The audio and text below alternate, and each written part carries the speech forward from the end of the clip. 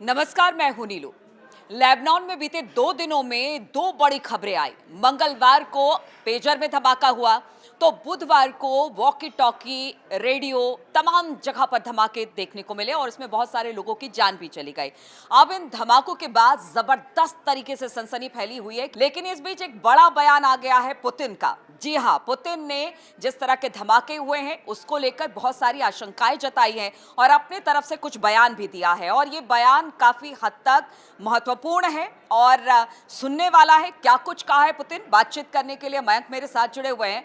मयंक, जिस तरह के पीछे धमाके हुए इसको लेकर चर्चा अब बहुत ज्यादा हो रही है, और चर्चा के साथ साथ चिंता भी इस बात की कि जिस तरह से पेजर में धमाके हुए, रेडियो, वॉकी टॉकी या दूर संचार में जिस तरह के धमाके पिछले दिनों देखने को मिले, अब इसको लेकर पुतिन का एक बड़ा बयान आ गया है और पुतिन के बयान को सुनकर चिंता जरूर होती है। क्या है वो बयान, जरा हमारे दर्शकों को भी बताइए। देखिए नीलू, हमने पिछले वीडियो में बात की थी कि ये जो अटैक हुआ है, इस अटैक ने इजराइल, लेबनान और ईरान के बीच जो एक प्रकार का जो वॉर चल रहा है, इसकी पूरी सूरत बदल के रख दी है।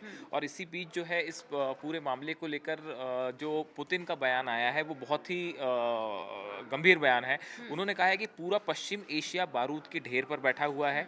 जो हमले हुए हैं लेबनान में, इससे तनाव और बढ़ेगा, हालात बेकाबू हो सकते हैं और एक नया युद्ध शुरू हो सकता है। देखिए यहाँ पे पुतिन ये इशारा कर रहे हैं कि हो सकता है आने वाले कुछ दिनों में जो स्थिति गाज़ा को लेकर दिखाई दे रही है, ऐसा ही एक बड़ा वॉर इस मिडिल ईस्ट में अब आगे छिड़ सकता है और पूरा वेस्ट एशिया, पश्चिमी एशिया में एक बहुत बड़ा महायुद्ध हो सकता है। ये पुतिन की तरफ से जो है एक प्रकार की आशंका जताई गई है। देखिए 2 दिन में जिस तरह से ये एक इलेक्ट्रॉनिक वॉर का रूप ले लिया है इस अटैक्स ने, और कल जो हुआ दूसरे दिन लगातार जो दूसरे अटैक हुए, उसके बाद जो है वो हालात एकदम हाथ के बाहर निकलते दिखाई दे रहे हैं लेबनान में।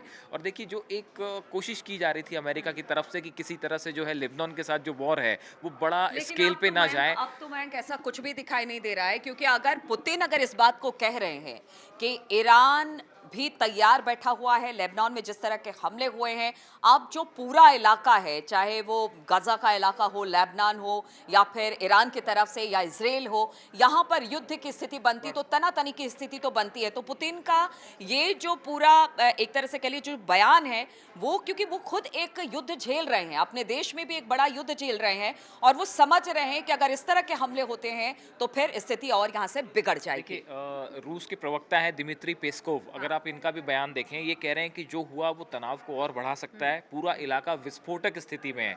ऐसी भी कोई भी घटना हालात को बेकाबू कर सकती है, हालात बेकाबू होने की वजह बन सकती है। तो देखिए इस घटना के बाद लेबनान में, हिजबुल्लाह में ज़बरदस्त गुस्सा है लेबनान के लोगों में, क्योंकि ये जो अटैक्स हुए हैं, जो ये धमाके हुए, चाहे पेजर में हो, चाहे लैपटॉप्स में हो, चाहे वॉकी टॉकी में हो, रेडियो में हो, कारों में ब्लास्ट हुए हैं, तो देखिए इससे आम लोगों पे भी बहुत बड़ा असर पड़ा है। जो लोग मारे गए हैं, इसमें इजराइल की तरफ से कहा गया है कि टारगेट जो है वो हिज़्ब के जो कमांडर्स थे उनको टारगेट किया गया, लेकिन हकीकत ये है कि इसमें बड़ी संख्या में लेबनान की आम जनता भी इजराइल ने तो अभी तक इस पर कोई बयान नहीं दिया है। हालांकि अगर हम देखें, हिजबुल्लाह के बड़े नेताओं ने यही कहा गया कि देखिए यहाँ से हम बदला जरूर लेंगे। हिजबुल्लाह के जितने लड़ाके थे, और कल बहुत जगह पर जहां पर सुपुर्दे खाक किया जा रहा था बॉडीज को, वहां पर भी कल धमाके देखने को मिले हैं। ऐसे में स्थिति और टेंशन भरी हो सकती है। देखिए जो सोशल मीडिया पे चर्चा है या जो खुफिया सूत्रों से बातें निकल के सामने आ रही हैं, जो अलग अलग जगह पे जिनकी चर्चा हो रही है, वो ये कहा जा रहा है कि जो हिजबुल्लाह है इसकी एक राडवान फोर्स है। ये राडवान फोर्स के जो कमांडर्स हैं, जो देखिए जो पिछला धमाका हुआ जो कि वॉकी टॉकीज फट गए, इसमें बहुत सारी संख्या में जो घायल हुए हैं कमांडर्स, वो ये राडवान फोर्स के कमांडर्स हैं हिजबुल्लाह के। देखिए ये वो फोर्स है, ये हिजबुल्लाह की फोर्स है, ये हिजबुल्लाह की फोर्स है, राडवान फोर्स, जो कि इजराइल के खिलाफ काम करती है। इसके कमांडर जो इजराइल पे हमले होते हैं, खासकर उत्तरी इजराइल में जो हमले होते हैं, उसमें बताया जाता है कि इस राडवान फोर्स की एक बड़ी अहम भूमिका है। तो ये कहा गया, बताया जा रहा है ऐसा कि ये जो वॉकी टॉकीज में धमाके हुए हैं, इन वॉकी टॉकी का इस्तेमाल ये राडवान फोर्स के कमांडर्स कर रहे थे, और इस ब्लास्ट के जरिए रडवान फोर्स को जो है टारगेट करने की कोशिश की गई।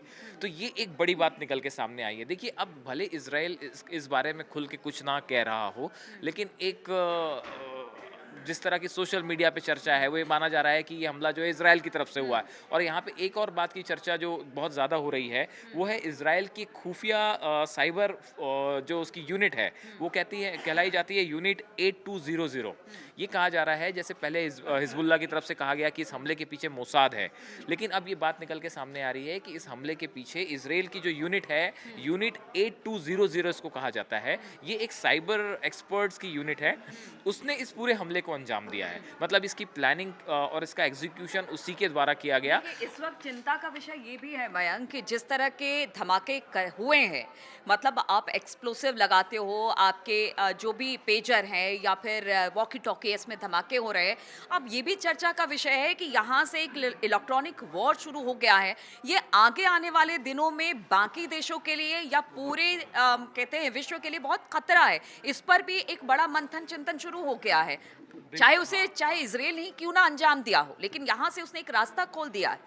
ये बिल्कुल ठीक कह रहे हो आप। ये एक इसने, इसीलिए हम बार बार कह रहे थे कि इस अटैक ने जो है ये पूरे इस युद्ध की, या आने वाले दिनों में जो भी युद्ध होंगे उनका पूरा स्वरूप बदल के रख दिया है। देखिए, साइबर, ये इलेक्ट्रॉनिक वॉर है, ये एक साइबर वॉरफेयर शुरू हो गया है। और अब देखिए, आने वाले समय में जो आतंकी संगठन हैं, चाहे वो पूरी दुनिया में कहीं भी काम कर रहे हों, वो इसका बहुत ही खतरनाक इस्तेमाल कर सकते हैं, जिसको कंट्रोल करना अपने आप में अब एक बड़ा चैलेंज है। और ऐसा बताया जा रहा है कि जो हम यूनिट 8200 की बात कर रहे हैं, ऐसा बताया जाता है कि भाई इसका इस अटैक में हाथ है। एक बात तो यह है कि ये मोसाद के साथ मिलकर काम करता है, और दूसरी चीज़ ये है कि इसकी रिपोर्टिंग सीधा इसराइल के प्रधानमंत्री बेंजामिन नेतन्याहू को होती है। ये एक बड़ी गौर करने वाली बात है कि 8200 जो यूनिट है, ये सीधा प्राइम मिनिस्टर को, इसराइल के जो है उसको रिपोर्ट करती है। तो इसके बारे में काफ़ी सारी जानकारियाँ आम जनता के पास नहीं आ पाती है, या समाचारों में ज़्यादा इसकी चर्चा नहीं होती है। बहुत खुफिया तरीके से ये ऑपरेशंस को अंजाम देती है। अब तो दूसरी एक चीज़ है कि अब यूनाइटेड नेशन सिक्योरिटी काउंसिल में भी इस मुद्दे को लेकर चर्चा होगी, लेबनान में जो अटैक हुए हैं। और दूसरी बात है कि जो इस्लामिक देश हैं, वो इसको लेके एकजुट हो गए हैं, और वो इसे एक प्रकार का आतंकी हमला बता रहे हैं। उनका कहना, इस्लामिक कंट्रीज का कहना है कि तो खासतौर पर हिजबुल्लाह के बड़े नेताओं को हमने सुना, उन्होंने तो कह दिया कि एक तरह से हत्या इजराइल की तरफ से हत्या की गई है। जिस तरह से निशाना आम लोगों को बनाया गया है, बच्चे इसमें घायल हुए हैं, लोग वहाँ के आम जनता वहाँ पर घायल हुए, एक तरह से हत्या कह दिया गया है हिजबुल्लाह के। अब देखिए इसमें, हाँ बिल्कुल, अब इसमें तो ये बात निकल के भी सामने आ रही है कि क्या ये कहा जा सकता है कि इसमें निशाने पर हिजबुल्लाह के चीफ नसरल्लाह और हमास के चीफ सिनवर भी थे। ये भी एक बड़ी बात निकल के सामने आ रही है। कहीं ऐसा तो नहीं कि इसके पीछे एक बड़ा प्लानिंग ये भी थी कि नसरल्लाह को टारगेट करना है या सिनवर को टारगेट किया जाए, लेकिन अभी फिलहाल ऐसा नहीं है। तो कुल मिला के ये पूरा जो अटैक है, इसने पूरे इलाके को एक बार फिर से एक नई बड़ी जंग के मुहाने पर लाके खड़ा कर दिया है।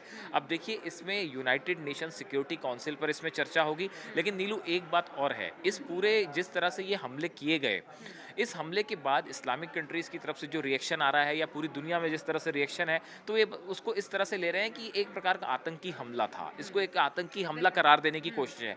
ऐसे में अब देखना ये है कि आने वाले वक्त में ईरान और हिजबुल्लाह का क्या रुख होता है इजराइल को लेकर।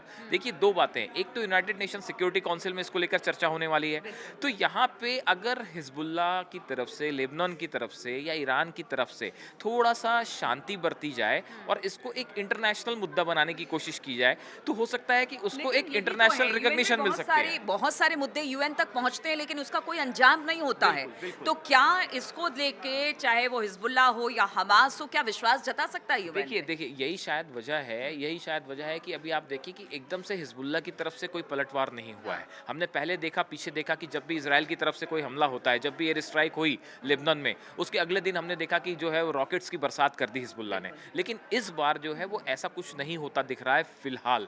तो इसकी एक बड़ी वजह यह भी है कि इस पूरे मामले में एक इंटरनेशनल जो प्रतिक्रियाएं आ रही हैं, तो वो इस उसको लेकर, चाहे हो सकता है लेबनान और ईरान की ये प्लानिंग हो। ऐसा भी तो हो सकता है मयंक कि इसको जिस तरह से कह रहा है, हिजबुल्लाह भी कह रहा है कि इस पूरे मामले की जांच की जाएगी कि आखिर कहाँ चीज़ों को सबोटाज किया गया या कहाँ पर कुछ ऐसा किया गया जिससे विस्फोट हुआ, या फिर हो सकता है कोई बड़ी तैयारी कर रहा हो, क्योंकि लगातार हिजबुल्लाह के बड़े नेताओं ने तो कह दिया है कि वो मतलब इसके परिणाम इजराइल को भुगतने होंगे। देखिए क्या ये अब दो बातें हो हाँ, सकती अब है देखिए क्या? ये बात तो साफ है कि लेबनान में इसको लेके ज़बरदस्त गुस्सा है और वहाँ की जो आम जनता है वो ये यहाँ तक कह रहे हैं कि अब तो एकदम आर पार की लड़ाई हो जानी चाहिए।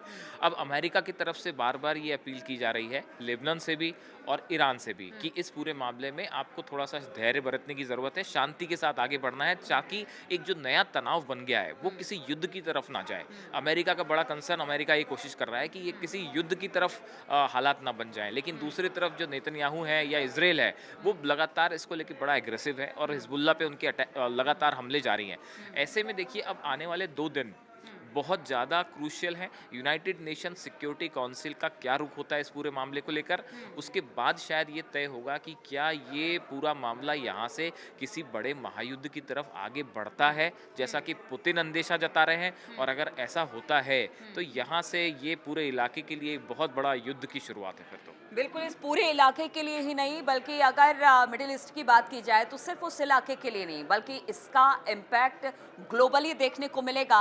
और सबसे बड़ी बात है, अमेरिका जो मध्यस्थता कर रहा था शांति को लेकर, जब उसे ही नहीं पता कि इस तरह के धमाके कैसे हो गए, उनकी जानकारी में नहीं था, तो ऐसे में अगर लेबनान या हिजबुल्ला की तरफ से किसी तरह का हमला इसराइल पर होता है तो फिर कहा जा सकता है कि वो भी ये मान के बैठे हैं कि कुछ नहीं होने वाला है, हमले का जवाब हमले से ही देना होगा। लगातार माहौल गर्म है और इस खबर पर लगातार हमारी नजर बनी हुई है। आप बने रहिए हमारे साथ।